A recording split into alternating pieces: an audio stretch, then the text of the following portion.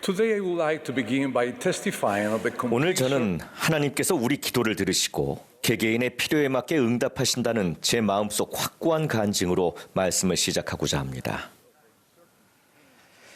불확실성과 고통, 낙담, 비탄의 시기를 겪는 이 세상에서 우리는 개인의 능력과 선호, 세상의 지식과 안전에 더 의지하려는 경향을 보일 수 있습니다. 이는 필멸의 삶에서 겪는 어려움에 대항할 수 있는 도움과 지원의 실질적 원천을 등한시하는 결과를 야기할 우려가 있습니다. 제가 병으로 입원했을 때가 생각납니다. 당시에 저는 잠을 이루기가 어려웠습니다. 불을 끄고 병실이 어두워지자 바로 위 천장에 낙상주의, 호출하세요라는 지침이 적힌 반사 표지판이 보였습니다. 놀랍게도 이튿날 저는 병실 여러 곳에서 똑같은 지침의 표지판을 발견했습니다. 그 메시지가 왜 그렇게 중요했을까요? 간호사에게 이유를 물었더니 이렇게 답했습니다. 이미 겪고 계신 고통을 가중시킬 수도 있는 충격을 예방하기 위해서랍니다. 본질적으로 이 생은 고통스러운 경험을 수반합니다. 타고난 육신으로 인해, 내 약점이나 고난으로 인해, 남이 선택의지를 사용하는 방식으로 인해, 그리고 내 선택의지로 인해 우리는 고통을 경험합니다. 구주께서는 다음과 같이 가장 강력한 약속을 주셨습니다. 구하라, 그리하면 너희에게 주실 것이요. 찾으라, 그리하면 찾아낼 것이요. 문을 두드리라, 즉 호출하라, 그리하면 너희에게 열릴 것이니. 기도는 하늘아버지와의 소통수단이며 우리는 기도를 통해서 그분을 호출해 낙상하지 않을 수 있습니다. 그러나 응답이 즉각 오지 않거나 기대와 다르다는 이유로 그분께서 우리의 호출을 듣지 못하셨다고 생각할 수 있는 상황이 있습니다. 그런 일이 생기면 불안과 슬픔, 실망을 느끼기도 합니다. 그러나 니파이가 주님에 대한 신앙을 드러내며 한 말을 기억하십시오. 주께서 어찌하여 나를 가르치사 나로 하여금 배를 짓게 하실 수 없으리이까? 이제 여러분께 묻겠습니다. 주께서 어찌 여러분을 가르치사 낙상치 않게 하실 수 없겠습니까? 하나님의 응답을 신뢰한다는 것은 그분의 방법이 우리의 방법과 다르고 만사는 제때 이루어져야 함을 받아들인다는 의미입니다. 우리가 다정하고 자비로우신 하늘아버지의 자녀라는 확고한 지식은 헌신적인 기도로 주님을 호출하는 동기가 돼야 하며 이때 우리는 항상 기도하고 낭망치 말며 우리의 행함이 우리 영혼의 복리를 위한 것이 되게 하는 태도가 필요합니다. 우리가 기도할 때마다 하나님의 아들 예수 그리스도의 이름으로 간청한다면 그분이 어떻게 느끼실지 상상해 보십시오. 그렇게 할 때 크나큰 권능과 친절이 나타날 것을 저는 믿습니다. 경전은 낙상치 않고자 하나님을 호출한 이들의 이해로 가득합니다. 고난에 직면한 힐라멘과 그의 군대는 영혼을 다해 기도하며 하나님을 호출했습니다. 확신과 평안, 신앙, 희망을 얻고 용기와 결의가 생긴 그들은 결국 목표를 달성했습니다. 모세가 공격해오는 애굽인과 홍해 사이에 있을 때, 아브라함이 아들 이삭을 희생하라는 명에 순종했을 때 그들이 하나님을 호출하며 부르짖었을 모습을 상상해 보십시오. 여러분은 모두 호출이 낙상치 않는 것에 대한 응답이 되는 경험을 이미 하셨거나 앞으로 하게 되실 것입니다. 30년 전 아내와 저는 법적 결혼과 성전 결혼을 준비하던 중에 파업 때문에 법적 결혼이 취소됐다는 전화를 받았습니다.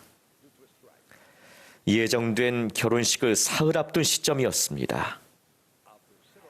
다른 관청 몇 곳을 알아봤으나 약속을 잡을 수 없었고 저희는 과연 계획대로 결혼할 수 있을지 괴롭고 의심스러운 마음이 들기 시작했습니다. 야코니와 저는 온 영혼을 다해 기도로 하나님을 호출했습니다. 마침내 도시 외곽에 지인이 시장으로 있는 소도시가 있다며 그곳 시청에 관해 알려주는 이가 나타났습니다. 저희는 지체 없이 그 시장을 찾아가 결혼을 집행해 줄 수 있는지를 문의했습니다.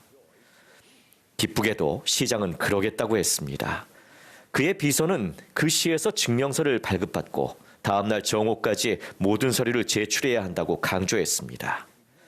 다음날 그 작은 도시로 간 저희는 필요한 서류를 발급받기 위해 경찰서를 찾았습니다. 근데 당황스럽게도 경찰관은 서류를 줄 수 없다고 했습니다. 젊은 연인들이 가족에게서 도망쳐 나와 그 도시에서 몰래 결혼하는 사례가 많았기 때문입니다. 물론 저희는 경우가 달랐지만 말입니다. 다시금 두려움과 슬픔이 엄습했습니다. 저는 낙상치 않기 위해 마음속으로 하늘아버지를 호출했습니다.